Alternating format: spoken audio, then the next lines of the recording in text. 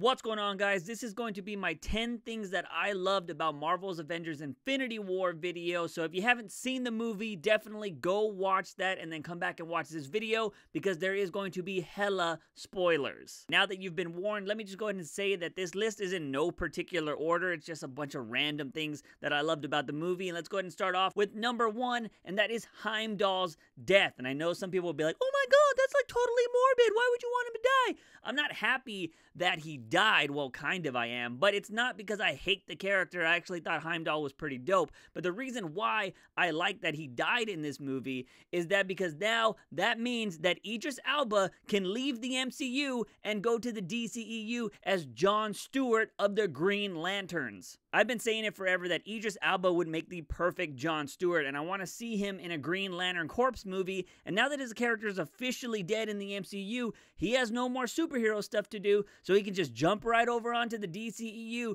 and become a main character in that universe. We've seen it happen already. There's characters that have jumped from the MCU to DCEU and vice versa, so why not have another one in Idris Elba becoming the Green Lantern in the DCEU, because you know we need a good one after what Ryan Reynolds did in the last movie. Number 9 on this list is the Iron Spider suit. Now, this thing was totally dope. Like, when I saw it, I was like, okay, this is awesome. Because if we all saw Spider-Man Homecoming, I wasn't a big fan of that movie. I mean, I thought it was the best version of Spider-Man, but, we saw the suit at the end of that movie, and I was like, all right, it just looks like, a Spider-Man suit made by Iron Man. But when he actually had the freaking legs come out in this movie, I was like, oh! That was dope, so I gotta give a little clap and shout out to the MCU for doing that, because that is the most iconic part of the Iron Spider suit. And just when they popped out because he was freaking sliding out of the spaceship or whatever, and it was like clink, I was just like, dude, that was awesome. I'm so glad that they freaking did that in this movie, because I thought it was just going to be a basic spider suit made out of like Tony Stark tech, but I'm so glad it got the freaking legs, man. That was so dope. Number 8 on this list is Captain America, and I know that's kind of weird to say that Captain America was one of the best things I loved about this movie, but the reason why I loved Cap in this movie is because he actually got me excited and into the movie. Now, I know I just mentioned that the Iron Spider suit was pretty dope, but up until the point of Captain America getting into this movie, I was kind of just like not excited about anything. I was like, all right, cool, some fighting, all right, Thor, whatever, Thor's there, Hulk's there, blah, blah, blah, invaders on Earth, all that jazz. Like, all this stuff was happening, but I wasn't into the movie. But the moment Captain America showed up, I was like, oh, Captain America's here! And I was just totally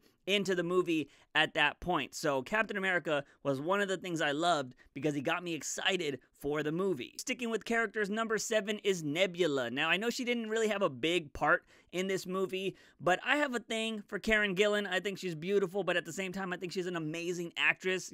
I've been following her since the freaking Doctor Who days, which is my favorite show, by the way.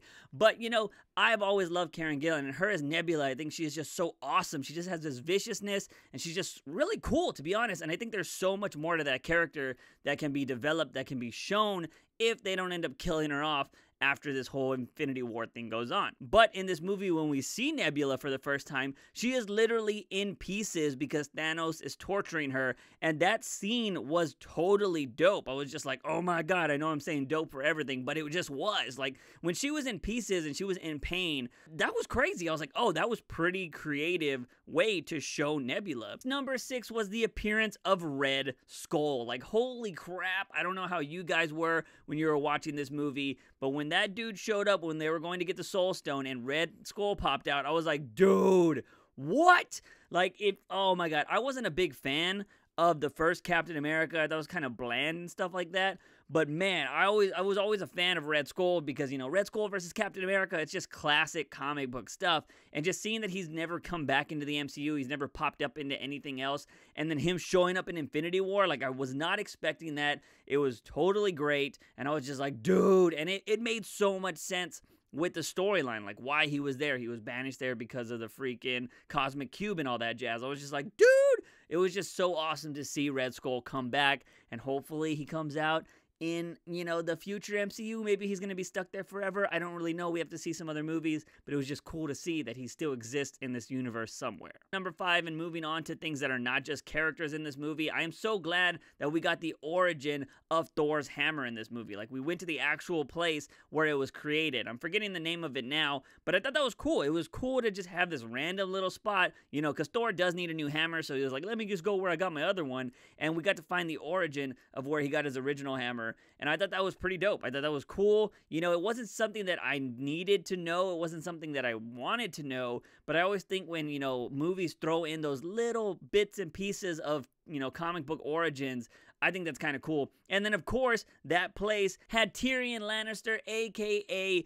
Peter freaking Dinklage. Look, Peter Dinklage is awesome, and just seeing him pop up in this movie, although he's already in the X-Men universe, but still, he's in this universe now, I thought was really dope. He's the guy that makes the weapons, and it was just awesome. It was just, you know, Peter Dinklage is always good to see in any kind of movie. Number 4, I'm glad that the battles took place on different planets. Now, it could have been so easy to have, like, the final battle all happen at Wakanda and whatnot, but I love that Tony, Spider-Man, Nebula, all these other people, some of the Guardians of the Galaxy, were on another planet fighting Thanos, and then the rest of the war was going on Earth. I thought that was really cool, because it's too easy to just be like, all right, all these heroes in a really big field, everything go crazy, you know, just have crazy little spots happen here and there. But it was cool to have these different storylines just happening on 2 different planets, and it made it feel different opposed to just all this chaos happening in the battle scenes. The number 3 thing I loved about this movie is thank you, Russo brothers, for not forcing jokes down our throat. You know, I was kind of worried that this movie might be very Thor Ragnarok, where they're just trying to make funny